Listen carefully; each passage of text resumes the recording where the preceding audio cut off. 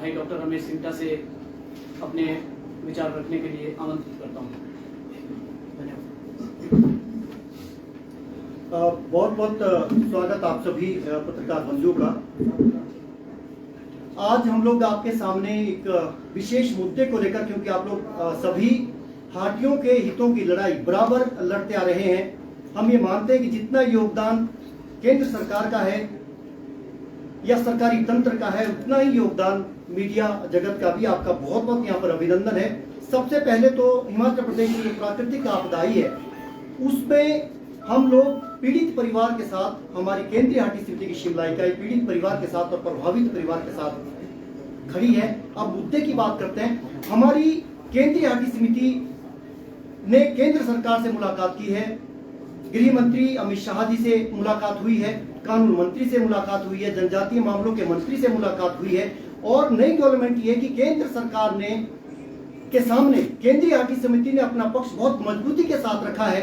और जो ये कहा जा रहा था कि हमारा इंक्लूजन हुआ है, अब इंक्लूजन शब्द से हम लोग लेफ्ट आउट पे आ गए, क्योंकि हमारा जो मुद्दा था संवैधानिक अधिकार, 1 अगस्त को पिछले साल 1 साल होने वाला है, महामहिम राष्ट्रपति ने अधिसूचना जारी की थी। अब उस अधिसूचना को यानी कानून को अस्तित्व में आए 1 साल का वक्त हो गया है। 1 साल के बावजूद हिमाचल प्रदेश में वो कानून लागू नहीं हो पाया है। बहुत बड़ा नुकसान हमारे हजारों छात्रों को हुआ है। और हम युवाओं के माध्यम से जिस तरीके से आंदोलन पहले हाटियों ने लड़ाई लड़ी थी, उसी तरीके से हम युवाओं के साथ एक बड़ा आंदोलन गिरिपार क्षेत्र में करेंगे। केंद्रीय हाटी समिति जो बराबर इस आंदोलन को पिछले लगभग कई दशकों से लड़ रही है, खासतौर पर 1967 से जब जनजातीय क्षेत्र घोषित हुआ था 2052। आज प्रेस कॉन्फ्रेंस की जरूरत इसलिए भी पड़ी है क्योंकि अब हमें उम्मीद है कि जिस तरीके से कोर्ट में, हालांकि उस मुद्दे पर हम टिप्पणी नहीं करना चाहेंगे, पहले हम ये उम्मीद करते हैं राज्य सरकार से कि हमारे हितों की वो कोर्ट के भीतर पैरवी करे। जो अंतरिम स्टे है उसको वेकेट करवाने के लिए राज्य सरकार से हम मुख्यमंत्री से आग्रह करना चाहेंगे। वो हाटियों के पक्षधर रहे हैं, हम उनसे ये कहना चाहेंगे कि अब कानूनी जो लड़ाई है वो अंतिम चरण में है। अपना हिमाचल सरकार एफिडेविट वहां पर फाइल करे। उस दिशा में राज्य सरकार भी अलग अलग विभाग प्रयास कर रही है, उस पर हम बाद में जाएंगे। लेकिन केंद्र सरकार के साथ केंद्र सरकार ने ये भरोसा हमें दिया है, जिस तरीके से राजनीतिक इच्छा शक्ति, मजबूत राजनीतिक इच्छा शक्ति केंद्र सरकार ने पहले दिखाई थी, अब उसी की जरूरत हमें फिर पड़ी है। और केंद्र सरकार हमारे साथ मजबूती के साथ खड़ी है और संवैधानिक अधिकारों को दिलाने की दिशा में केंद्र सरकार ने ये भरोसा दिया है कि हाईकोर्ट में कोर्ट के भीतर जल्द ही एफिडेविट फाइल करेगी और इस कानून की रक्षा की जाएगी। बड़ी ये विडंबना है कि कानून के बावजूद हमारे सबसे बड़ा जो नुकसान हुआ है वो छात्र वर्गों को हुआ है। छात्र वर्ग, हमारे हजारों छात्र हैं जो पात्र ही नहीं है, कानून के बावजूद पात्र ही नहीं है। ये हिमाचल प्रदेश देश का ऐसा पहला राज्य है जहां पर कानून के बावजूद कानून का लाभ हमें नहीं मिल पा रहा है। हिमाचल प्रदेश की 10 और कम्युनिटी है, वो भी शेड्यूल ट्राइब में आती है, लेकिन किसी भी कम्युनिटी का स्पष्टीकरण के लिए लटकाने, अटकाने और भटकाने का जो पहले काम हुआ है, अब हमें लगता है कि अब उससे मामला बाहर आएगा। आप लोग सब जानते हैं किस तरीके से आंदोलन किया, सारी पृष्ठभूमि आपको पता है। लेकिन एडिशन जो लंबा एक रूट लिया केंद्र सरकार ने, वो रूट इसलिए लिया गया कि हमारा इंक्लूजन हो जाए। हमारा एक भाई 1967 में जौनसार बाबर के रूप में वो एसटी में घोषित हो गया। सब उसके बाद 1979 में national commission for scheduled tribe ने रिकमेंडेशन की, सिफारिश की कि हमें एसटी का दर्जा दिया जाए। वो राजनीतिक इच्छा शक्ति के अभाव में वो सिफारिश लागू नहीं हुई। तो कई लोग ये समझते हैं कि हमारा मामला नया है, हम लोग पात्र 79 में और 80 में हो गए, लेकिन कानून 1 वर्ष पहले बना था। अब हमारी लड़ाई, हमारा आग्रह यही है, केंद्र सरकार से भी हमारी मांग यही रही है।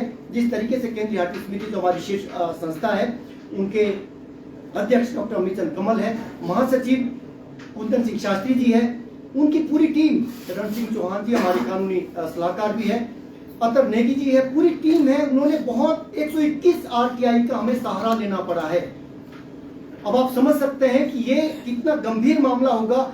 लड़ रहे हैं, हम संवाद में भरोसा रखते हैं, ये हम सवाल ओपन छोड़ देते हैं। हम किसी की टिक्का टिप्पणी में भरोसा नहीं रखते हैं। हम ये चाहते हैं कि हम इतने जिसके लिए हमने इंतजार किया था, संसद सुप्रीम है, कानून सुप्रीम है, देश में कानून का राज है, तो कानून के राज के चलते हमें कानूनी उलझनों में क्यों उलझाया जा रहा है।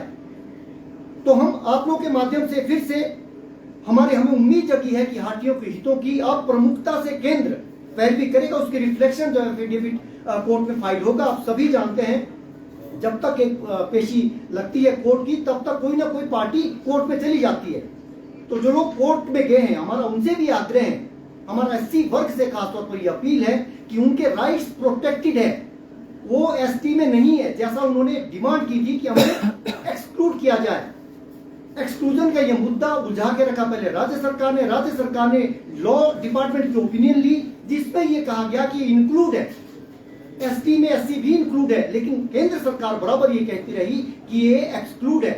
जो वेरिफिकेशन, जो क्लेरिफिकेशन केंद्र सरकार से आई, उसमें उन्होंने पहली बार किसी की क्लेरिफिकेशन केंद्रीय कानून पर ली गई। हम पहले से ही कह रहे थे, हमने संवाद के माध्यम से राज्य सरकार को कहा कि केंद्रीय कानून में जब आप फुल स्टॉप नहीं लगा सकते हैं, कॉमा नहीं लगा सकते हैं, आप छेड़खानी क्यों कर रहे हैं, आप क्यों उलझा रहे हैं। तो सारी ये कोशिशें उसी तर्ज पे हुई है कि इसको किसी तरीके से कानूनी पहलुओं पर या दाव पेचों पर उलझाया जाए। तो हमारा जो एससी वर्ग से भी हमारा ये अपील है, जो इनकी संरक्षण समिति है, उनसे भी हम आग्रह करना चाहेंगे कि अब ये क्लियर हो गया, दोनों के जो पक्ष आए हैं उससे ये पूरी तरह से स्पष्ट हो गया कि उनके हितों पर एससी को जो राइट्स मिले हैं, संविधान ने राइट्स दिए हैं, बतौर एससी वो एससी के राइट्स बिल्कुल प्रोटेक्टेड है। उन्होंने मांग रखी थी कि हमें एसटी से बाहर रखा जाए। तो अब ना कोई इस वक्त कोई चुनाव है, ना कोई इसमें कोई सियासत का मसला है। पहले हम लोग, ये बात जरूर है, केंद्रीय आरटी समिति का ये मानना है कि हम लोग राजनीतिक षड्यंत्रों के जरूर शिकार हुए हैं। राजनीतिक षड्यंत्र कदम कदम पर हमें इसमें बहुत देखने को मिले हैं, अब भी देखने को मिल रहे हैं। तो हम राज्य सरकार को एक बार फिर मुख्यमंत्री से आग्रह करना चाहेंगे कि आप निर्देश दें, क्योंकि अभी भी हमारी जो सूचना है, जो क्वेरीज वहां पे लगती है रजिस्ट्री में अलग अलग, क्योंकि अनेक्स्चर जो होते हैं एक बहुत विस्तृत अनेक्स्चर भी होते हैं, कभी कुछ क्वेरीज लगती है, कभी कुछ क्वेरीज लगती है। सरकारी तंत्र को कोई फर्क नहीं पड़ता है, हमें फर्क पड़ता है। हमारे जो लोग ओवर एज हो गए, वो अब पात्र नहीं रहेंगे, उसके लिए कौन जिम्मेवार है। तो हमारा राज्य सरकार से हम चाहेंगे कि क्यों इसको आप बेवजह ना लटकाएं, ना इसको डिले करें। और मैं चाहूंगा कि जो हमारे अगली बात है, हमारे साथी और भी है, मैं चाहूंगा कि कपिल चौहान जी वो अपनी बात आगे रखें।